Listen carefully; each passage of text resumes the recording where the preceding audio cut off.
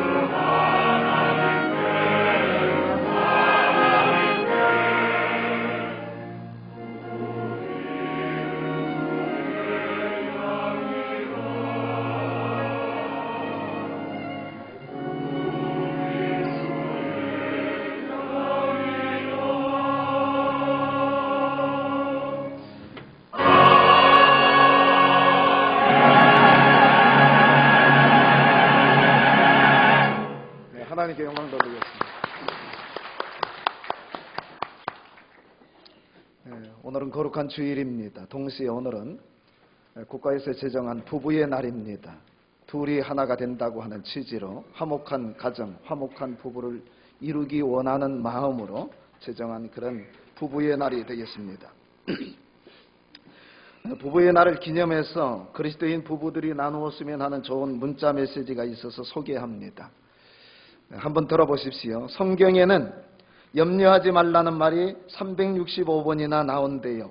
매일 주님께 맡기고 승리하세요. 하트. 당신은 하나님의 존귀하고 특별한 사람입니다. 그리고 저에게도 존귀하고 특별한 사람입니다. 하트 하트. 이 모든 일에 우리를 사랑하시는 이로 말미암아 우리가 넉넉히 이기느니라. 아멘. 항상 넉넉하게 이기는 사람 되세요. 담장 너머로 뻗은 나무 가지에 푸른 열매처럼 하나님의 귀한 축복이 당신의 삶에 가득히 넘쳐날 거예요. 오늘도 당신을 사랑합니다. 눈웃음. 이거 모니터로 보여주면 좋은데요. 내가 너를 보배롭고 존귀하게 여기고 너를 사랑하였은즉 하하 당신은 하나님의 보배 그리고 나의 사랑스러운 보배 하트. 주님의 작은 속삭임에 민감하게 반응하는 하루가 되기를 당신을 축복합니다. 당신 힘내세요. 주님이 있잖아요. 당신 힘내세요. 내가 있잖아요. 당신은 예수님 때문에 행복한 사람입니다. 누군가 당신을 위해 기도하고 있지요. 하트, 눈웃음 하트. 하나님의 사랑은 아침마다 새롭고 저녁마다 새로우니 그 사랑이 당신의 삶 속에 가득하기를 기도해요. 나를 위해 기도하는 사람이 있다는 사실이 항상 나를 설레게 합니다. 여보, 사랑합니다. 하트. 자기야, 여호수아가 싸울 때 기도하는 모세가 뒤에 있었던 것처럼 당신 뒤에는 내가 있어요. 그리고 하트 표시. 당신과 함께 사랑을 나눌 수 있는 특권을 허락하신 하나님께 늘 감사드려요. 사랑해. 그리고 하트. 저의 미소 2스푼. 하트. 주님 사랑 한 알음. 하트. 당신과 함께하는 행복한 하루. 샬롬. 할렐루야. 아내나 남편에게만 해당되는 것이 아니라 사랑하는 자녀들에게도 하루를 시작할 때 학교를 등교하고 또 출근을 해서 일상생활을 할 때 여러분 이렇게 따뜻한 축복의 말 한마디가 얼마나 길을 살리고 힘을 내게 하는지 모르는 것입니다. 하나님은 천지 창조 6째 날 모든 세상을 만드신 다음에 인류 최초의 사람인 아담을 하나님의 형상과 모양으로 만드셨습니다. 아담이라고 하는 단어는 성경에 500회 이상 기록이 되어 있습니다. 혹은 사람 혹은 인류라고 그렇게 우리말 성경에는 번역이 되어 있습니다. 이 아담은 히브리어에서 흙을 의미하는 아다마에서 왔습니다. 즉 인간의 삶은 땅과 흙과 아주 밀접한 관련이 있다고 하는 말이지요. 하나님께서는 첫사람 아담을 만드실 때 먼저 흙으로 사람을 빚으시고 그 코에 생기를 부어넣어서 생명이 되게 하셨습니다. 이것은 여러 가지를 생각하게 만듭니다. 사람이 아무리 똑똑해 보이고 강한 것 같아 보인다 할지라도 결국 사람은 흙에서 시작이 되었고 다시 생의 마지막이 되면 흙으로 돌아가는 연약한 존재가 사람이다 하는 것을 얘기해 주고 있습니다. 동시에 하나님께서 그 코에 생기를 불어넣어 주심으로 여러분 그 흙덩이와 같았던 사람이 생명이 되어 살아있는 존재가 되었다고 하는 말씀입니다. 그리고 만물의 영장이 되었습니다. 이와 같이 사람은 절대자 하나님을 떠나서는 단 한순간도 살 수가 없다. 오직 하나님의 은혜와 능력을 힘입어야 사람이 사람 구실을 할 수 있고 하나님의 뜻을 드러내게 되고 마침내 하나님께 영광 돌리는 청지기의 사명을 다할 수 있다 하는 사실을 말씀하고 있습니다. 여러분, 물고기가 물을 떠나서 어떻게 살 수가 있습니까? 공중에 나는 새가 하늘을 벗삼아 날아다녀야지 하늘이 없이 어떻게 날아다닐 수가 있습니까? 하물며 사람이 창조주 하나님을 떠나서는 결코 살 수 없다고 하는 말씀입니다. 하나님은 아담의 짝으로 하와를 만드셨습니다. 하와라고 하는 의미는 산자의 어미라고 하는 뜻입니다. 아담이 가인과 아벨을 낳고 난 다음에 여자의 이름을 하와, 산자의 어미라고 불렀던 것입니다. 하나님은 먼저 아담을 만드시고 그를 깊이 잠들게 하신 다음에 완전히 마취를 시킨 다음에 하나님께서 갈빗대를 뽑아서 하와를 만드셨습니다. 오늘 우리가 읽은 이 본문에 있는 말씀은 인류 최초의 결혼식 장면입니다. 하나님께서 아담과 하와를 이끌어 둘이 하나 되어 살게 하시고 인류 최초의 가정을 이루어 살게 해 주셨다고 하는 말씀입니다. 다시 이야기하면 부부가 어디로부터 왔느냐? 하나님으로부터 왔다. 가정이 어떻게 해서 제정이 되고 세워졌느냐? 하나님으로부터 출발이 되었다. 부부의 원천, 가정의 원천이 누구다? 하나님이시다 하는 말씀입니다.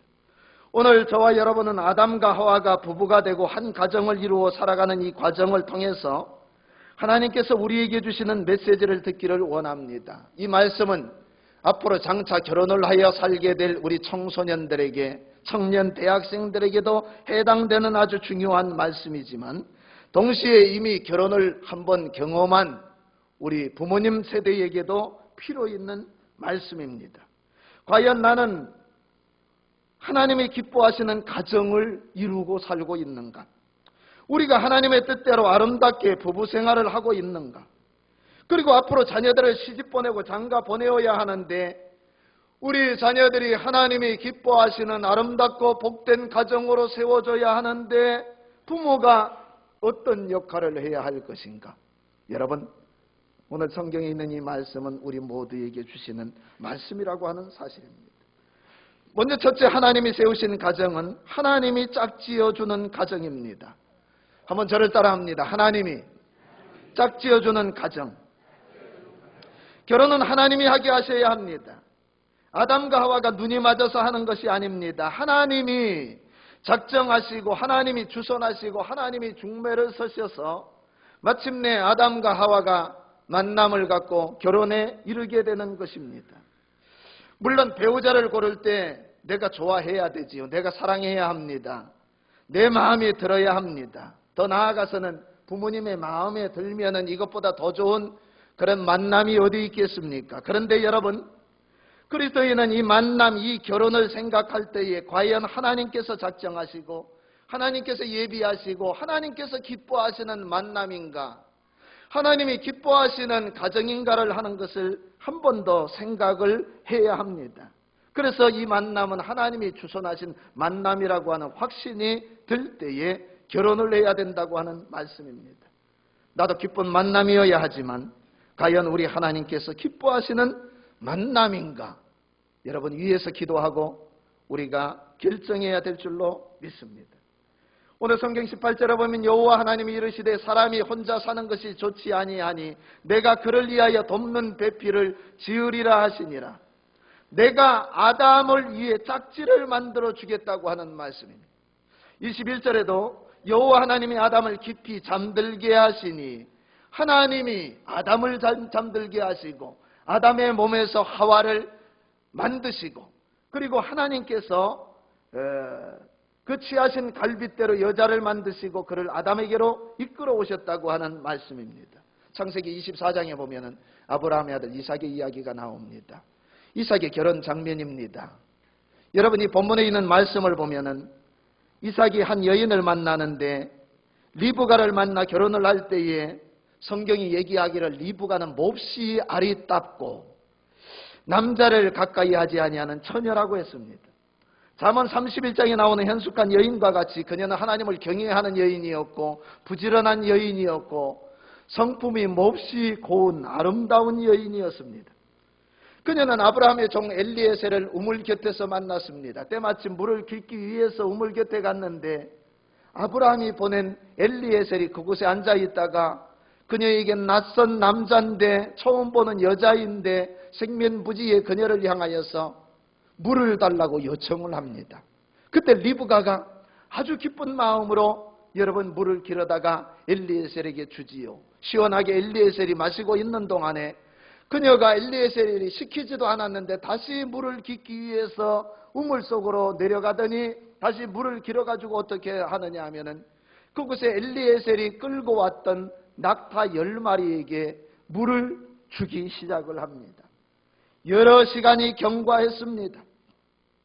사막을 가는 낙타는 한꺼번에 약 70리터의 물을 마신다고 합니다.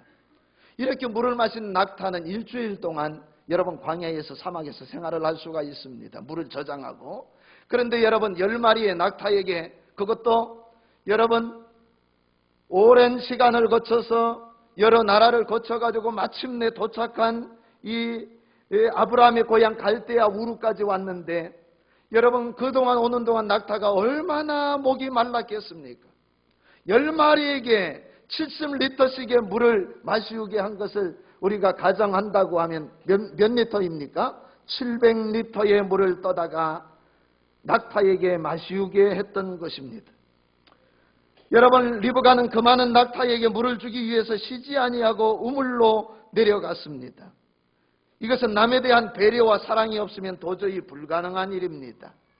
우리가 생각하는 것처럼 이스라엘의 우물도 땅을 파면 물이 솟구쳐 올라오느냐, 그것이 아니고 수십 메타를 파고 내려가야 물이 나올까 말까 합니다. 그리고 그 물을 깃기 위해서는 드레박을 들여오는 것이 아니라 나선형 계단을 만들어서 그 계단을 오르내리면서 물동을 지고 오르내려야 하는 그런 위험한 것을 위험을 감수해야 되고, 그리고 여러분 얼마나 힘들고 어렵겠습니까?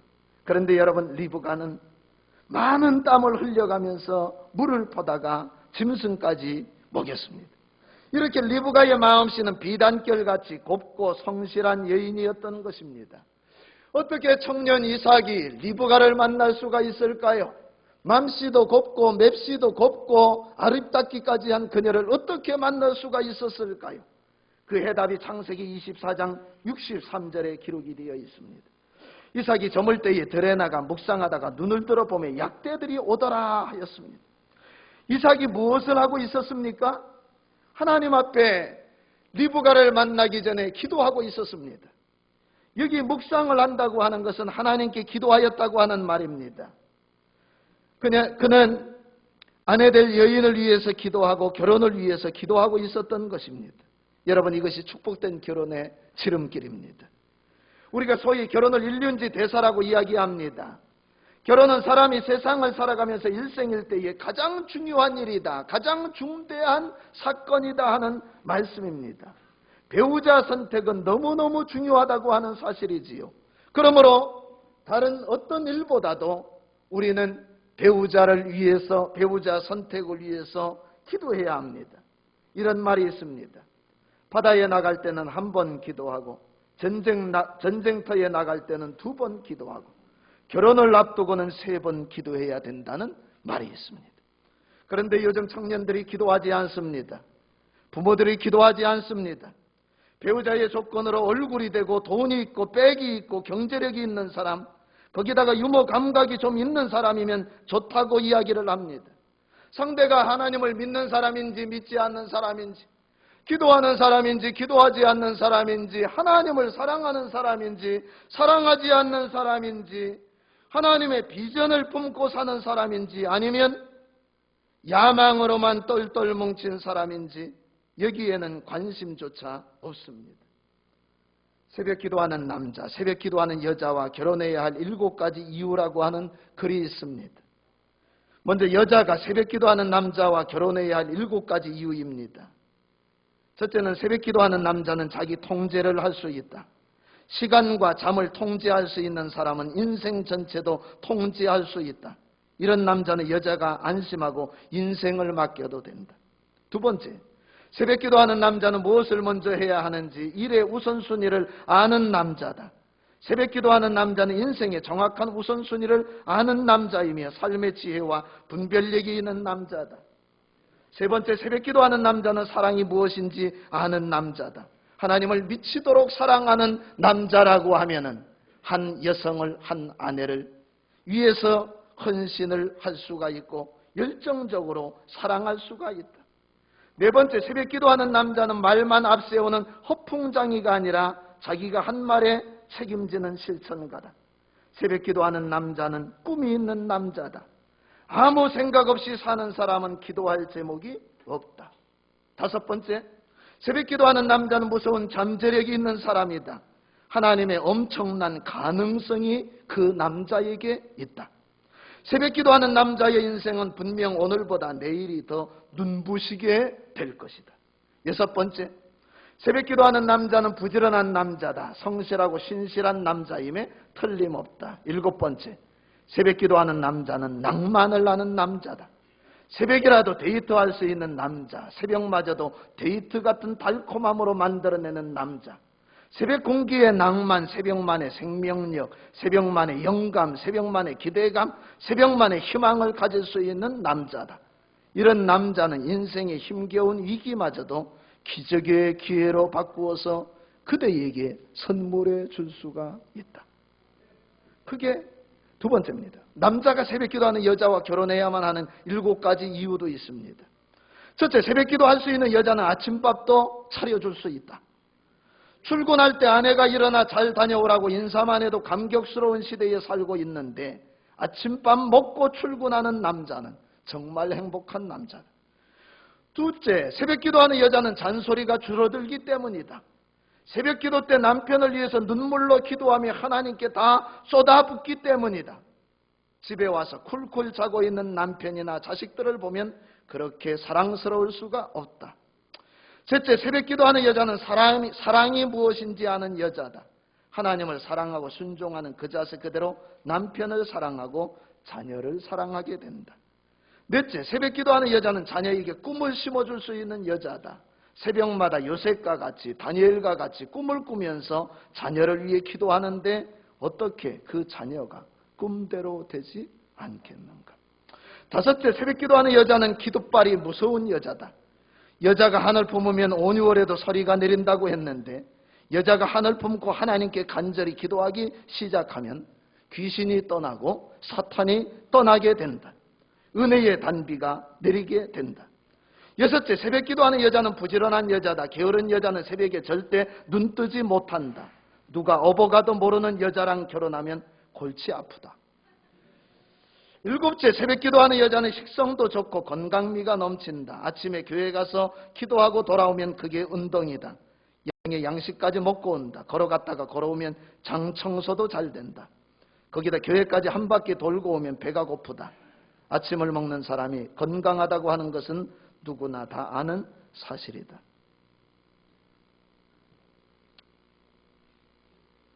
여러분, 새벽기도하는 사람은 하나님을 사랑하는 사람이지요.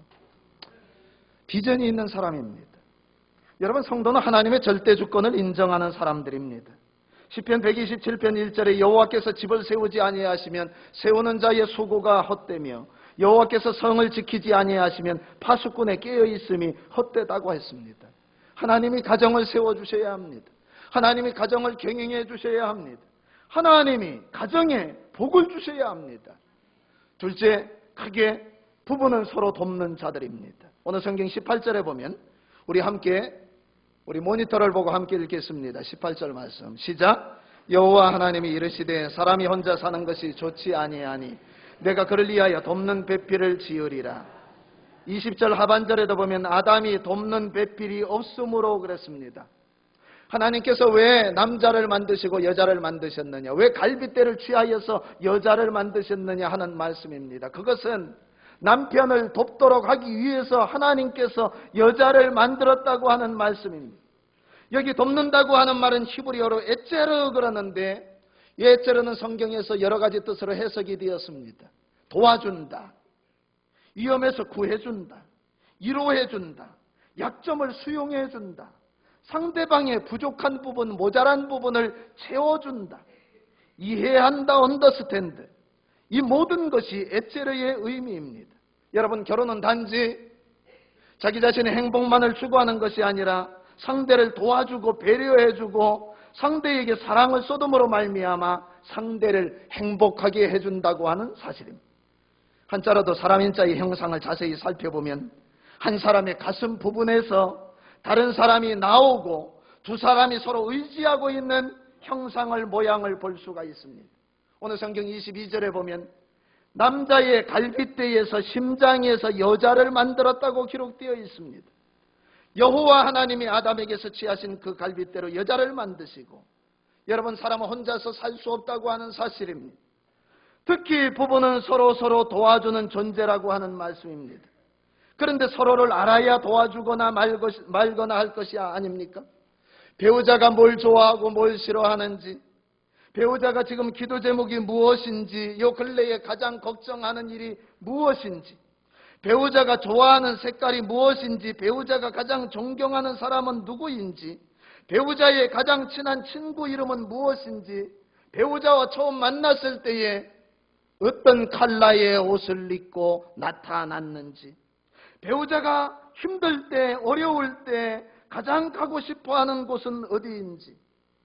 여러분, 제가 지금 이야기하는 이 모든 내용들은 부부치료의 세계적 권위자인 가트만 박사가 쓴 부부사랑의 지도검사 20문항에 나오는 내용들입니다. 가트만 박사는 35년 넘게 약 3,000쌍의 부부를 연구조사하였습니다. 그리고 행복한 가정, 행복한 부부들, 불행한 부부들, 불행한 가정에 대해서 이야기를 했습니다. 첫째는 불행한 부부일수록 배우자에 대한 호감과 존중감의 표현이 매우 인색하다는 것입니다. 습관적으로 배우자가 장점을 찾아서 칭찬해주고 그리고선 박수 쳐주는 것이 아니라 습관적으로 단점만을 더 잘 발견하고 감사보다는 불평을 더 많이 한다 그랬습니다.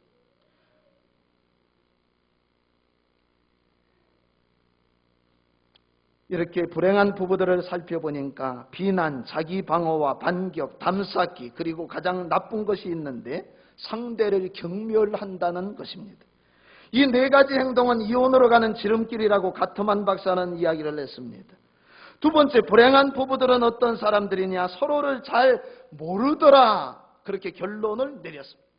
배우자가 무슨 색깔을 좋아하는지, 어느 친구를 가장 신뢰하는지, 친척 중에 상대방의 집안의 사람들 가운데 가장 좋아하는 사람은 누구고 가장 싫어하는 사람은 누군지, 과거 어떤 경험이 그녀를, 그 남자를 가장 자랑스럽게 했는지, 꼭 이루고 싶은 꿈이 무엇인지 여러분 모르더라는 것입니다. 그리고 알려고 관심을 갖지도 않는다는 것입니다. 세 번째는 양보와 타협을 하지 않는다는 것입니다. 여러분, 여기 심장을 감싸고 있는 갈비뼈에서 여자가 나왔다고 하는 말은 여자는 남자를 존중하고 사랑해야 한다는 말입니다. 왜냐하면 남자에게서 여자가 나왔기 때문에 그렇습니다. 에베소서 5장 22절 말씀에 아내들이여 자기 남편에게 복종하기를 주께 하듯 하라. 이는 남편이 아내의 머리됨이 그리스도께서 교회의 머리됨과 같음이니 그가 바로 몸의 구주시니라. 그러므로 교회가 그리스도에게 하듯 아내들도 범사에, 저를 따라합니다. 아내들만 따라합니다. 범사에 자기 남편에게 복종할지니라. 여자들은 다 따라합니다. 범사에 자기 남편 될 사람에게, 자기 남편에게 복종할지니라. 남자는 여자의 말 한마디에 기가 살기도 하고 죽기도 합니다.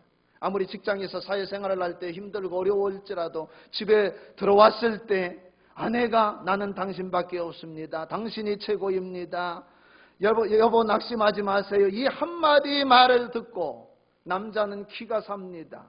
여러분, 어떤 어려운 역경도 남자는 헤쳐나갈 수가 있는 것입니다. 아내의 따뜻한 말 한마디는 그 어떤 보약이나 영양제보다도 더 좋은 것입니다. 또한 남편은 아내를 대할 때 심장처럼 존귀하게 여겨야 한다는 말입니다. 심장이 고장나면 살 수 있는 사람이 있습니까? 심장 없이 사람이 어떻게 삽니까? 온몸의 기능이, 기관이 제 기능을 발휘할 수가 없는 것입니다.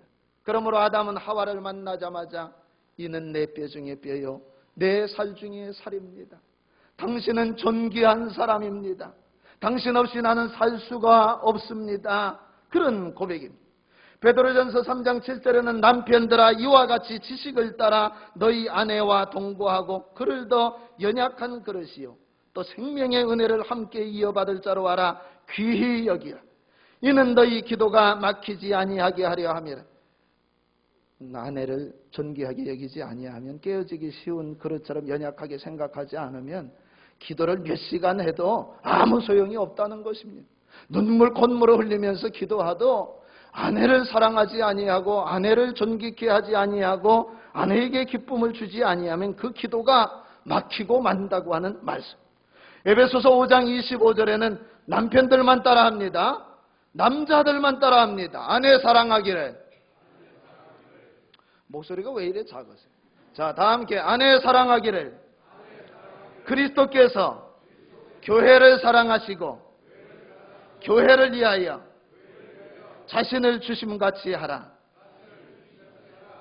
네, 자신을 십자가에 내어주신 예수님처럼 아내를 위해서 자신을 내어줘야 된다, 헌신을 해야 된다고 하는 말씀입니다. 여러분, 가정의 행복은 부부 사이에서 출발합니다. 부부가 행복한 가정은 아이들도 행복합니다. 직장생활도 행복할 수가 있습니다. 그러나 부부가 불행하면 아이들도 불행해지고 사회도 불행해지고 맙니다. 남편과 아내의 출발점은 하나님입니다. 하나님을 잘 섬기는 그런 부부가 되어야 합니다. 하나님 앞에 남편을 위하여, 아내를 위하여, 자녀를 위하여 기도하는 부부가 되어야 됩니다. 오늘 우리 대학교 성도님들의 가정은 만세반석이신 예수 그리스도에 세워진 아름다운 가정, 하나님을 기쁘시게 하는 견고한 복된 가정이 되기를 주의 이름으로 간절히 축원합니다. 하나님 아버지, 은혜와 사랑을 감사합니다. 하나님의 은혜 가운데 한 가정을 이루게 하시고 부부가 되게 하여 주시고 자녀를 갖게 하여 주심을 참으로 감사합니다. 하나님, 우리 대학교의 모든 성도님들의 가정마다 하나님께서 주인이 되시고 경영자가 되시고 하나님께서 통치하시고 복 주시기를 간절히 바라옵고 원합니다. 말씀 위에 세워지게 하옵소서. 날마다 서로를 위하여 깨어 기도하는 아름다운 부부, 아름다운 가족이 되게 하여 주시옵소서. 우리 주님께서 우리를 사랑하신 것처럼 우리도 그렇게 아내를 사랑하고 남편을 사랑하고 서로 존중하고 섬기는 아름다운 부부와 가정이 되도록 은혜를 더하여 주시옵소서. 브리스길라와 아굴라 부부와 같이 하나님이 기뻐하시는 뜻을 따라 하나님 아버지 위대한 복음의 사역을 감당하는 일에 부부가 한 마음이 되어 전심전력했던 것과 같이 하나님을 섬기고 교회를 섬기고 주의 복음을 전하고 주님의 사랑을 나누어 주는 이 거룩한 사역에 우리 부부와 가정이 한 마음 한 뜻이 되게 하여 주옵소서. 예수님의 이름으로 간절히 기도하옵나이다. 아멘.